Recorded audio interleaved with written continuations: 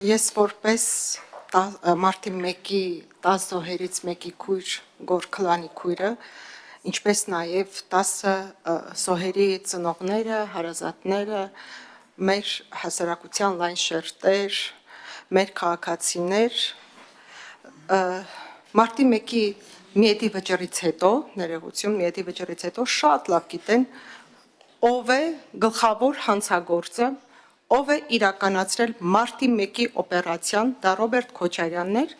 եւ ով է կոծկել մարտի 1-ի գործը, դա Սերժ Սարգսյանն էր։ Եվ միեդի վճռում հստակ գրված է, որ ապացույցները կեղծվել են, փամփուշտները փոխվել են, կեղծ փաստաթղթեր, գրություններ են ստեղծվել։ Այսինքն ամբողջությամբ կեղծելով իրական փաստերը, մարտի 1-ի գործը փակել է Սերժ Սարգսյանը։ Ինչու է փակել, որտեղ այս երկուսը գտնվում են միևնույն նավի մեջ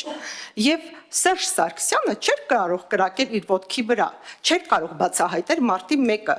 Եվ այսօր, այո, մեզ համար դժվար է, մեր իրավապահ համակարգի համար շատ դժվար է բացահայտել այն իրեղեն ապացույցները, որոնք փոխվել է, փամփուշտներ են փոխել, ասում եմ, կեղծ գրություններ են գրվել։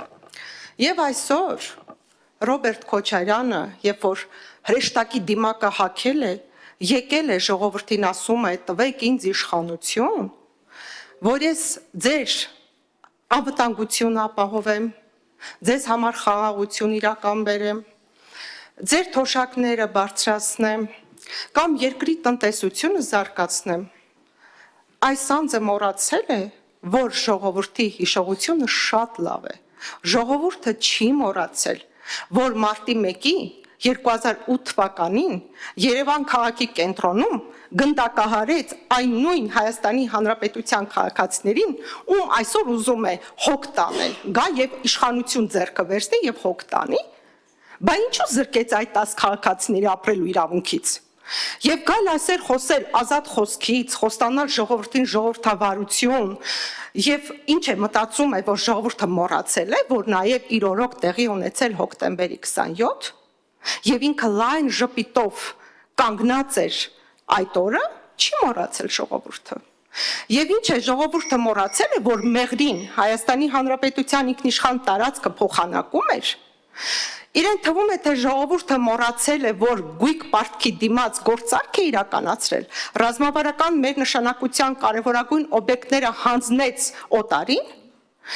ժողովուրդը չի մոռացել ինչպես է իրեն ունես զրկել, ինչպես հյուսիսային պողոտում բնակվող մեր քաղաքացիներին չնչին գումարով դուրս շպրտել իրենց տներից։ Այս ամենը ժողովուրդը չի մոռացել։ Այնպես որ եւ այսօր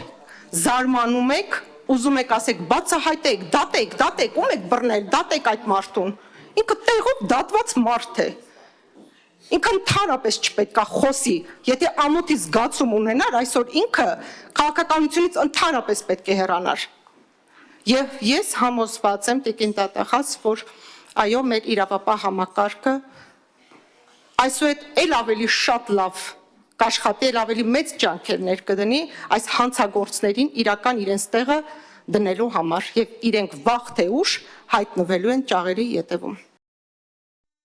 Հավանիչ տեսանյութը եւ բաժանորդագրվիչ նորությունները բաց չթողնելու համար։